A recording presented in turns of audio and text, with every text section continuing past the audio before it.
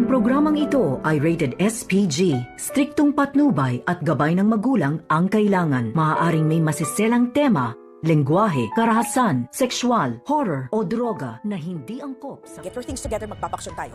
Kinakabahan ako sa lolo mo. Baka magsumbong. Narito na nga ang ating pakaabangan bukas Biyernes sa Abot Kamay na Pangarap. Nagulat nga ang lahat dito sa sinabi ng attorney ni Don Pepe na kung bakit pinatanggal itong si Zoe sa last of will of testament ng araw na yon bago makidnap itong si Don Pepe. At dito nga nakapagtataka sabi ni Giselle at RJ na kung biglaan daw na inalis itong si Zoe. Sigurado daw itong si RJ at Giselle na may matinding dahilan itong si Don Pepe na kung bakit hindi isinama itong si Zoe sa last will of testament ni Don Pepe.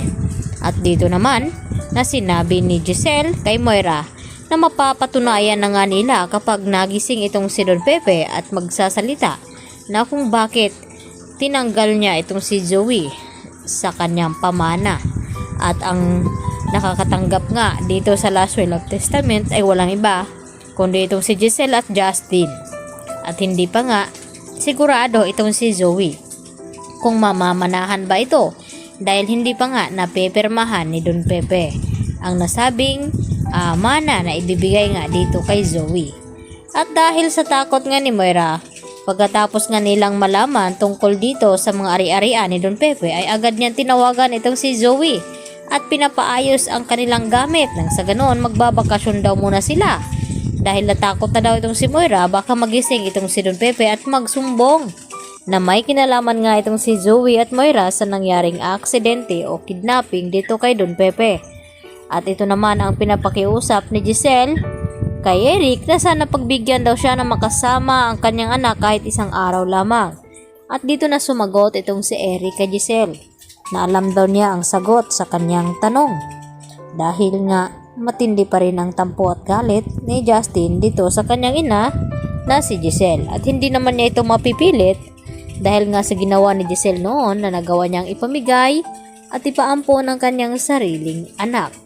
At dito naman na sinabi ni RJ na hintayin na lamang ni Giselle na humupa itong galit at tampo ni Justin at makakasama niya rin ito dahil hindi magtagal ay ito namang si Justin ang mamumuno dito sa Apex Hospital at magiging co-owner dahil yun ang pagkasunduan ni Giselle at RJ.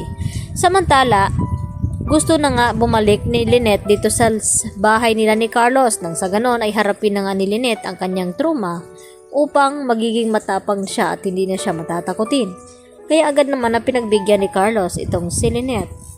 At dito nga na pumasok sila sa bahay ni Carlos. At dito naman na sinubukan na tanungin ni Carlos itong si Lynette kung sakaling siya daw ang magiging ina ni Zoe ay tatanggapin niya ba daw ito. At kung sakaling siya, Carlos ang maging ama ni Zoe, okay lang ba daw kay Lynette? At hindi nga nagiging maganda ang sagot ni Lynette dahil sigurado magkakaproblema daw sila ni Carlos dahil kung bakit inilihim ng matagal ni Carlos at hindi sinabi ang totoo. Pero nakahanap naman agad ng alibay itong si Carlos na baka sakali lang naman, yun nga ang sabi niya. At dito rin na tuwang-tuwa na nag-uusap ang mga kaibigan ni Annalyn na ibinalita na nakakabalik na nga sa Apex Hospital itong si Nurse Karen at Nurse Evan at pinabalik daw sila dito ni Ma'am Giselle. At dito rin na nagbibiro itong si Doc Antonio na itong si Annalyn kailan ba daw ito babalik sa Apex. At sumagot naman itong si Doc Lendo na hindi raw pwede. Dahil ang gusto ni Doc Lendo na makakasama niya itong si Annalyn sa Easthridge Hospital. Subalit mas pipiliin ni Annalyn manatili sa Apex dahil gusto niyang personal na maalagaan itong kanyang lolo hanggang sa gumaling. Dahil gusto rin malaman ni Annalyn kung ano ba talaga nangyari dito kay Don Pepe at kung bakit inalis niya sa mana itong si Zoe Tanyag. Yan ang ating pakatutukan bukas mga kapuso. Dito lamang yan sa Abot Kamay na Pangarap.